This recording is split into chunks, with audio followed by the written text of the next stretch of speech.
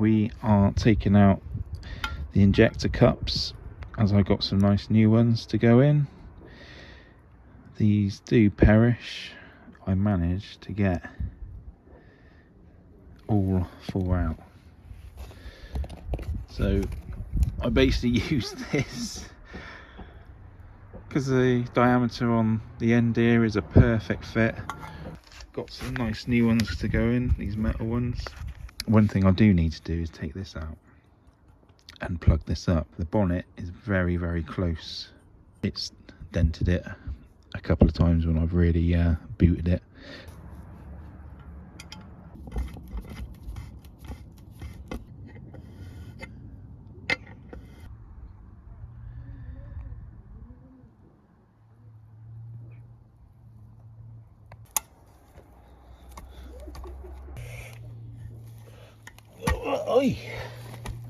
So I'm going to use some of this Manifold. This is a silver grey one, and you just mix the two together a small little bit and see how that looks. This dries rock hard, absolutely rock hard. Same. I'm just going to mix them up. Now this is not an instant, it doesn't go hard instantly, it does take a bit of time, so it's very workable.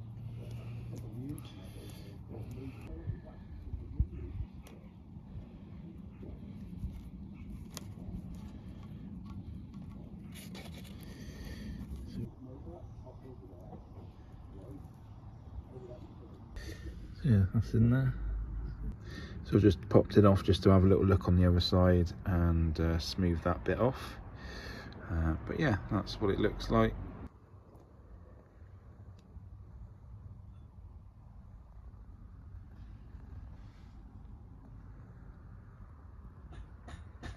So next job I wanted to do is get rid of the air fuel ratio gauge, the AEM gauge in the middle of the steering wheel. I've got it on the steering cowl there, you can see. Never really liked it there as a temporary sort of thing when we got the thing up and running with the new engine. So I popped down to the local scrapyard, Harry Butland's, and found a Mark 6 in there and pulled out the driver's side vent. Managed to also find a 52mm outside diameter plumbing pipe, and basically I slotted it in. I trimmed obviously the vent, slotted the tube in, and used some Manifold again. Quite a good product. Again, this is new stuff. I haven't heard of Manifold before, and obviously I mixed up a good amount and I smoothed round the tube and basically created a gauge holder, and this is where I want the AEM gauge to go. So here it is now. I've obviously slid out the tube because I don't need the tube in there. That was literally to create the 52mm hole. So I've slid the tube out. You can see on the back where I've cut all the vent out. And now I'm basically sanding down the Manifold to just get it nice and smooth. So just primering it up now. It's all rubbed down. And we're just going to do a matte black on that to match the dash, really. Not gloss or anything. Sun's shining, so it should dry pretty quick.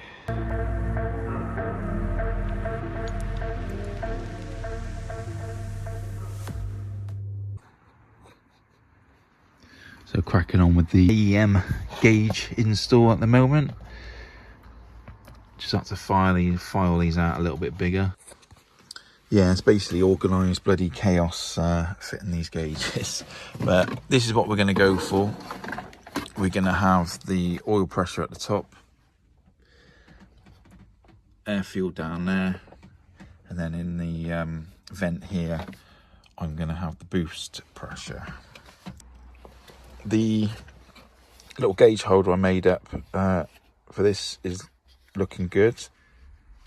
So dash back in. Let me just see. I haven't obviously got the all the wires in. I just want to make sure we got some power coming to these things, which we have. So that's good.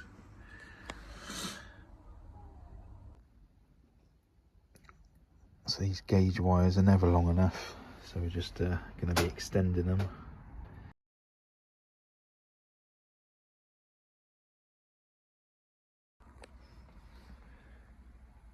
Right, it's all back together. Give it a go.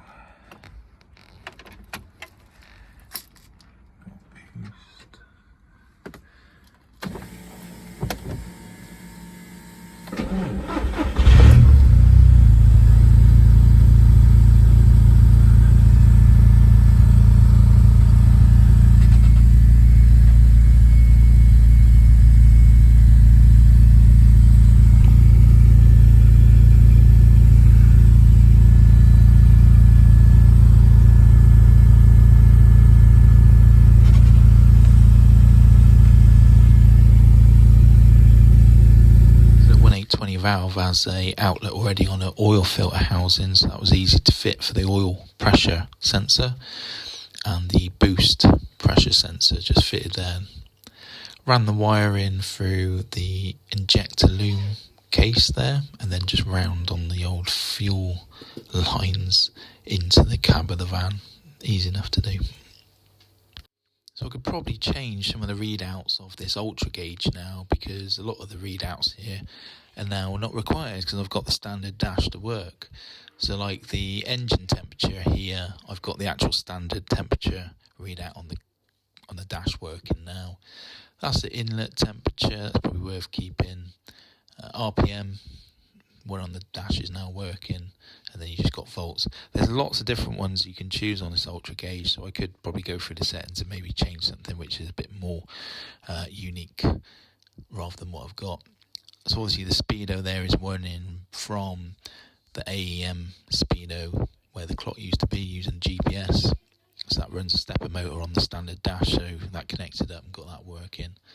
So yeah, a few bits I could maybe change around on that ultra gauge, but now all the gauges are AEM, and yeah, OCD's a lot happier.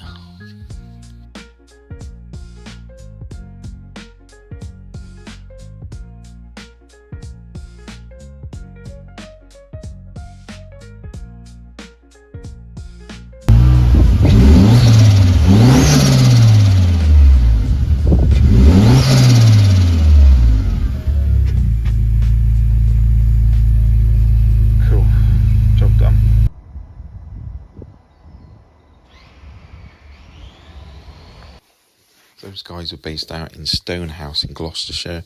I was flicking through my phone at some pictures I took from retro rides earlier this year in the summer, and I saw a picture of a 1820 valve with a polished inlet, and I was like, you know what, I'm just going to get this done. I ain't liking the standard look, it just looks too plain for me. So yeah, shot down and got it done. They didn't charge a lot, to be fair. I mean, £100 to do this is a bargain price. So anyway, that's all done, and that'll be on the next video fitting.